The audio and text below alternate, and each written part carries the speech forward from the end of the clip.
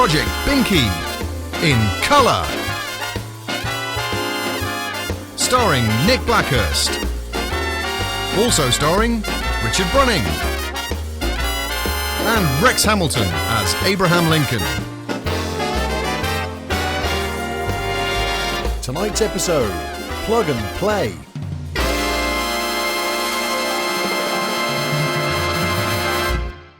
Coming up in episode 24, I treat myself to a new pair of overalls. Nick treats himself to a long overdue pressure testing kit.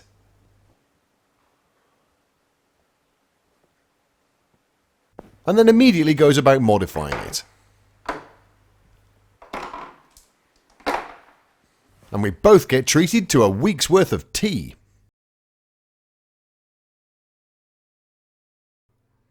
At the end of the previous episode, we'd patched a hole in the sump, taken the Subaru out for a gentle nighttime drive, finished an awful lot of the interior wiring, and fitted a new uprated radiator and cooling fan. Since then, the radiator has had a bit of a trim down and a tidy up, and hold the phone, those brackets weren't there last time. What the deuce? A lot of you are probably thinking that this was inevitable. There's no way on earth I could pass up an opportunity like that to make a nice bracket, and truthfully, ordinarily, you'd probably be right. However, in this case, it's just not the case. Now, there's actually nothing wrong at all with mounting a rad fan directly through the core. And those plastic rivets would have done the job fine if it wasn't for the fact that on this side, they have about 6mm of head poking through. It doesn't sound like much, but unfortunately we've had to go down the route of modifying the charge cooler radiator, which means switching to one with alley tanks, which has a thicker core, and that 6mm is the difference between this fitting and not.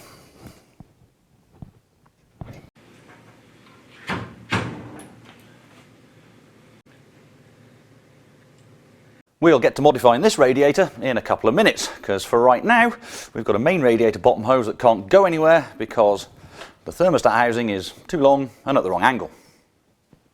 The radiator on the old Celica was just a teeny bit further forward than it is here in the Mini, so this housing needs some modification to make it fit.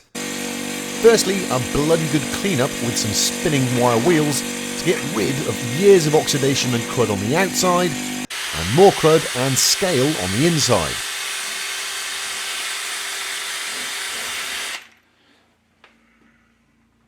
Then we need to mark the new angle we need to bring it in line with the hose from the bottom of the radiator. That angle is then measured with a digital protractor and halved before marking it out on the housing and lopping the tail off with the angle grinder.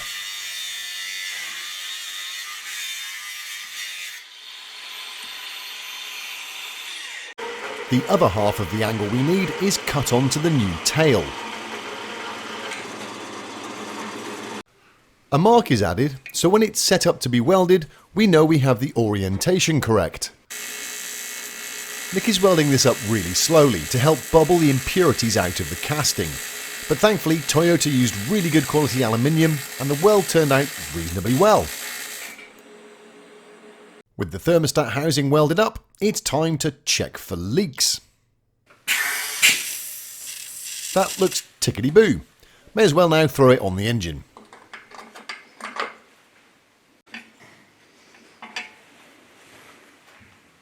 The hose clip indicates where we need to cut the silicone hose to length, and with that done, it's easy to link the thermostat housing to the bottom hose on the radiator.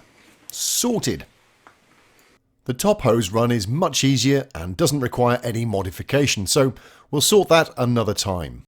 This radiator we're using for the charge cooler was originally designed to keep an engine cool, and as such it's got engine sized hoses on it at 34mm. That's way too big for its new application, so we need to drop these down to 19mm to match the charge cooler pump.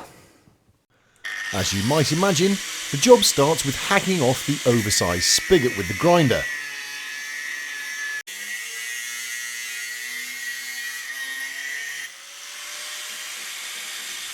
And then opening up the hole to a shape which is easier to make an infill piece for. It might seem a bit extreme, but Unbelievably, no one makes a charge cooler radiator for a 2-litre turbocharged four-wheel drive Mini. Can't think why. We've cut some alley sheet to the shape needed to close that gaping chasm, and now a hole is being drilled to accept the new 19mm spigot. Then it's bent through 90 degrees before being welded to the radiator.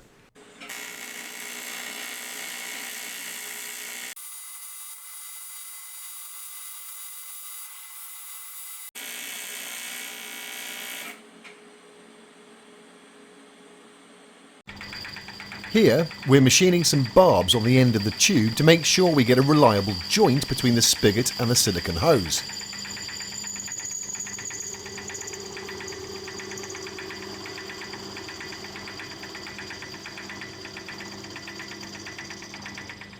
The tail is coming off the radiator at a right angle, so the tube is cut through at 45 degrees, spun round and then welded up.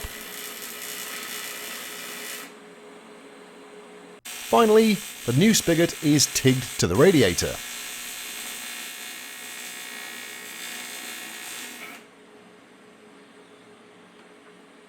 So there it is, the newly reduced top hose outlet. I'd say that isn't too shabby, but now it's time to turn our attention to the bottom hose.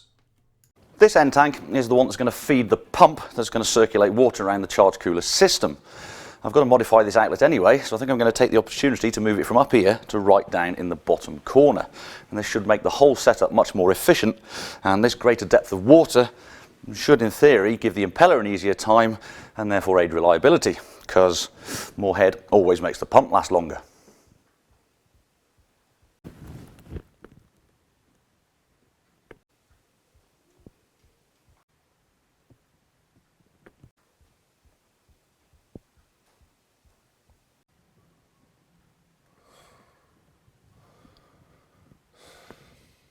This side of the radiator is much like the other one. Hack out the oversized tail first.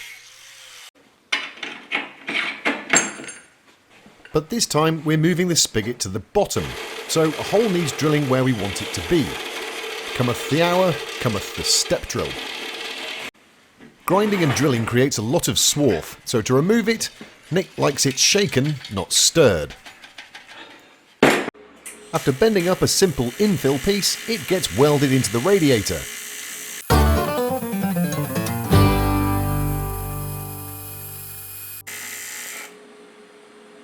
Nice. We've whipped up another 19mm spigot similar to the earlier one, and this is tigged into the new hole at the bottom of the radiator. So this end tank is now sorted, and it's time to pressure test our modifications. Fingers crossed.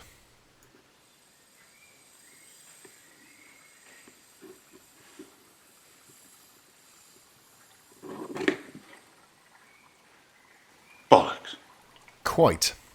Nothing wrong with our bits, but the quality control at the sweatshop factory churning these things out is clearly not going to pass muster. The problem was traced to a poorly machined mating face on the seal of one of the threaded bosses, and with that fixed, this end tank is bob on. Thankfully, we had no such snafus on this end, so with this radiator sorted for now, it can go back on the car. That isn't the end of this particular odyssey, not by a long chalk. What we need now is a small 12-volt electric water pump, like this one from a Jag. If it'll keep a 5-litre supercharged V8 under control, it should be plenty good enough for our needs. All we've got to do is mount it. Our Jaguar charge cooler pump is compact and lightweight, which is excellent.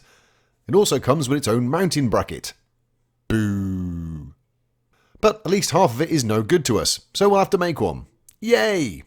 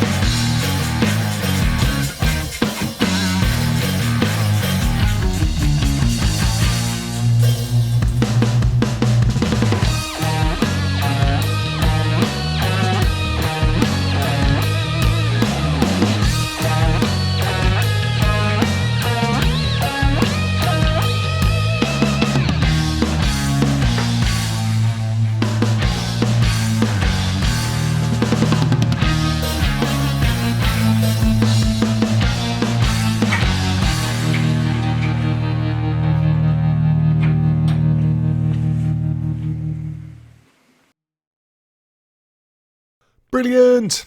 That went quite well. Now what we need is some hose. No, not that kind. The bracket isn't that good. No, silicone hose is what we require to join the radiator to the pump. Sort of just like that, in fact. Next up to be fitted is the feed line to the actual charge cooler, which is destined to sit on top of the engine, much like the original Celica layout. This section is going to be made from Hardline aluminium tube, mainly because the route it is taking coincides with a fair amount of other tubes and wiring on top of the chassis leg, and the Hardline is significantly less bulky than either rubber or silicone hose. Plus, it gives Nick a chance to whip out his tube bender again.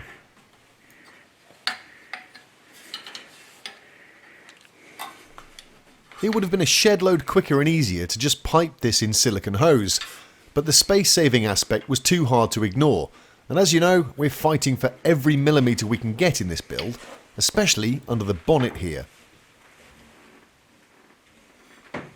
This cheap Chinese-made pipe bender has been worth its weight in gold since its arrival, and you might have noticed that we're breaking in a new vice. The old blue one is so last season, so we thought we'd try red for variety. The swivel base is a boon, providing you lock it down tight enough.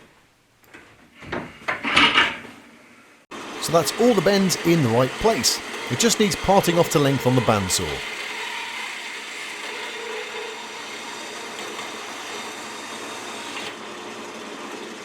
The final process for this tube is to roll a bead into the ends to ensure we have a good strong join where the alley tube slides into the silicone joiner. To support the pipe on its tortured journey from the pump to the charge cooler, we need a couple of brackets, natch. These are made with the time-honoured tradition of drilling, bending and welding on a captive fastener.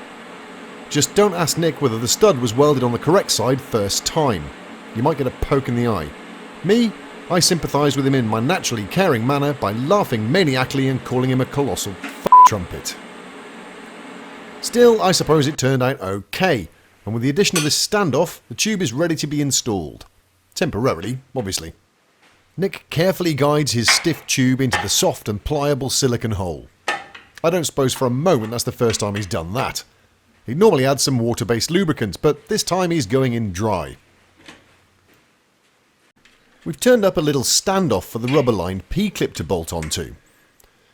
It'll come as no surprise that the P-clip wasn't quite to Nick's liking, so he made his own aluminium clip, what for lightness, and reused the rubber liner. Because he can. Another bracket picks up off the other aircon pump bolt, and another custom P-clip completes the pipe support. Lovely. The other side's pipe was completed in much the same way, with the exception of this beefy looking bracket bolted to the block. It replaces this monstrosity of an alternator bracket, which the engine steady bar bolted to. The final job on the charge cooler radiator is to sort out this little fella.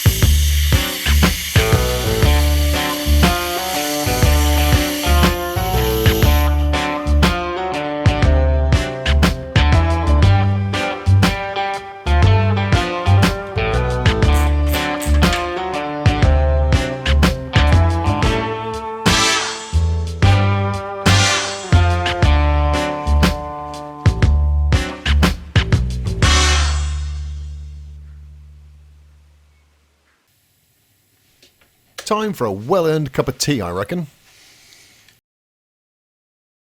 If you're familiar with the ST205 GT4, then you're probably way ahead of us on this one, but for those that aren't, this is the cold water feed in from the pump, and this is the hot water return back to the radiator. The charge air heat exchanger sits between the two, up here on top of the engine where the old intercooler used to live, which of course makes it a complete pain in the ass when you want to get to the spark plugs, and that is where this little tap comes in. It's set at this level, so should we want to remove the heat exchanger, we should just be able to drain down the top half of the system in a fast and, more importantly, controlled manner. Not actually my idea. You'll find these sort of drains on the bottom of radiators on most Japanese cars. All I've done is remade it in aluminium and then nicked the plug out of the old GT4 rad. So all that should work beautifully in theory. The only question remaining is, will the flip front still fit now we've made all the radiators bigger?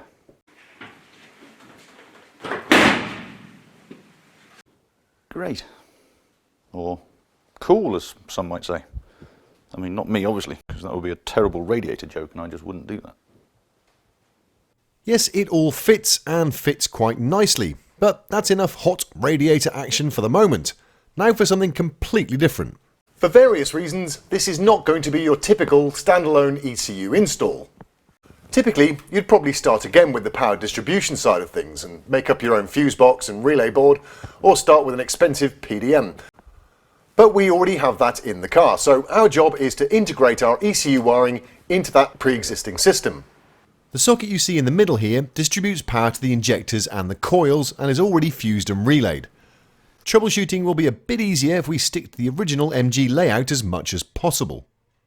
Our ECU comes with two 34-pin connectors, and our looms have a total of 75 wires, most of which I'm determined to use, but this amount of wiring can be perilous, so before we get stuck into it, a degree of forward planning is absolutely essential. This is the pinout for our Link Fury ECU. This tells us which wire is assigned in the ECU to which function. This is a blank installer I/O table, which is a handy thing to have when assigning the wires to all the different components. The first of which is these ubiquitous Toyota Yaris coils. Now these are 4-wire, but we're only using 3 to make it more fun. Right, what else do we need? Aha! There's one of the injectors. 2 injectors. 3 injectors, 4 injectors, there's injectors everywhere. What else have we got? Crank angle sensor, cam angle sensor, wideband O2 sensor, a small platypus, knock sensor, inlet air temperature. What is that? Oh, engine coolant temperature. Oil pressure. Oil temperature sensor, map sensor,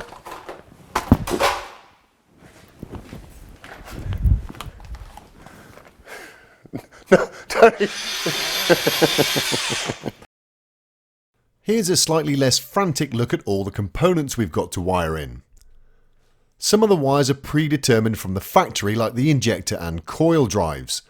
The crank and cam triggers along with the knock sensor wires are shielded, so you have to use those. The pinout tells you which ones.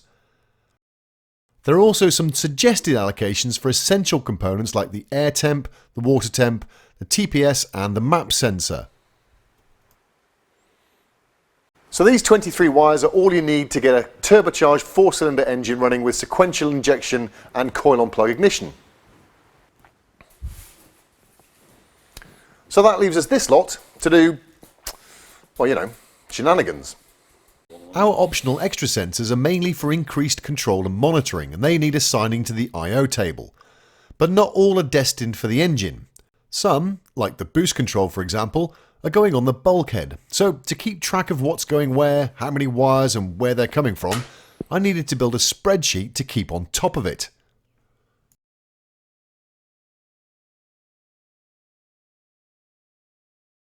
How do you decide which wire to assign an optional component to, you ask? Well, let's take the speed sensor as an example. We're using the Toyota's speed sensor mounted in the gearbox, a little research brought up this image from Link's forum.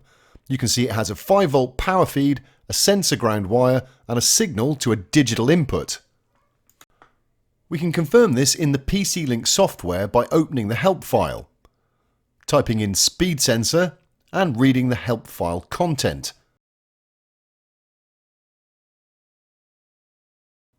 With that done, our spreadsheet can be updated. The speed sensor is located on the engine loom. The signal wire is on ECU loom A. It needs a 5-volt power source and a sensor ground, and I've allocated it to digital input 2, which is a grey and brown wire. The sensor ground is green and the 5-volt feed is red and blue. You do that for all the components and you're away. So that's the wiring allocation done, and I'd really like to get on with installing it before Nick moves the goalposts, but I can't because he's dicking around with something and he'll be in my way. Back at the front here, the job isn't quite done. This actually fits really quite nicely, but there's a third radiator that somehow we've got to try and shoehorn down in this gap. It's the AC condenser, and luckily it's very, very thin, so we've got half a chance. This one is off an IGO. It's very, very small and it matches the compressor, so it's perfect for the job. All I've got to do is get rid of these brackets and relocate the dryer and move these connectors. So while Nick cracks on with that, I'm going to get the funk out.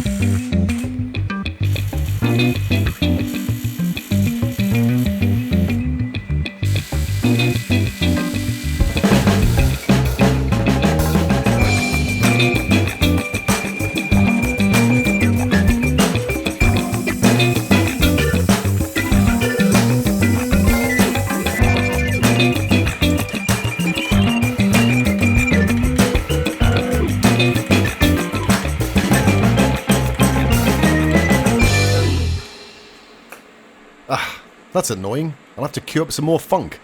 On the plus side, here's some more funk.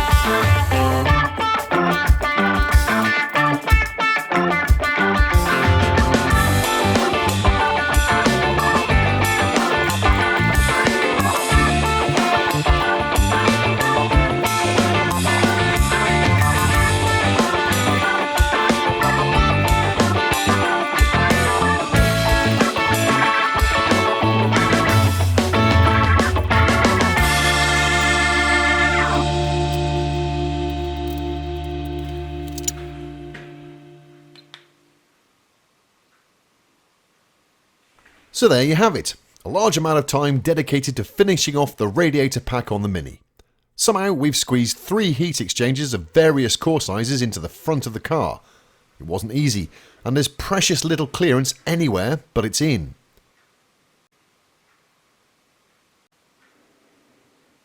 The next job is to pipe the AC condenser, pump and expansion valve. This is a set of aircon pipes off, no surprises, a Toyota Aygo. Now obviously they're not going to fit down in there, but that doesn't mean they're not useful. The idea here is to use the aluminium fittings where they fasten into the pump and the expansion valve, but lop off the majority of the tube and weld an AN fitting to them. After no little work, there's the 4 we need for the pump and the bulkhead. And there they are on the pump. The fitting for the pump to the condenser is on the left, and the pump to the expansion valve is on the right. And here they are on the bulkhead. The top one goes back to the pump, and the lower one is the high pressure line to the condenser with the pressure switch and the high side Schrader valve. So all we have to do now is connect all the AN fittings up using this expensive looking kit, and we should have a working AC system. That's pretty dull though, so we'll leave it there for this episode. Thanks for watching.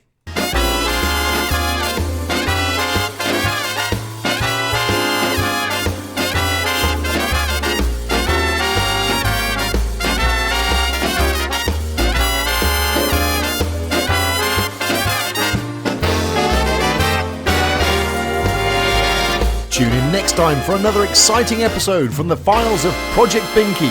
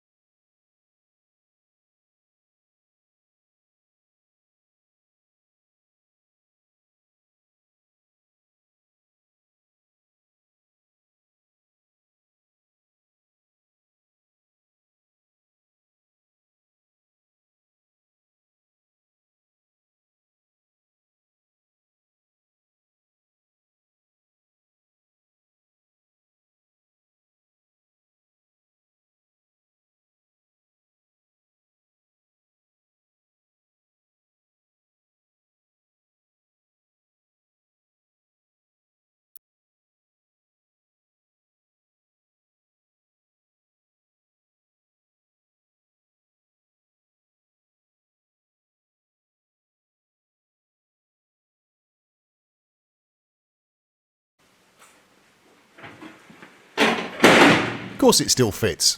You didn't doubt us, did you? Totally rad.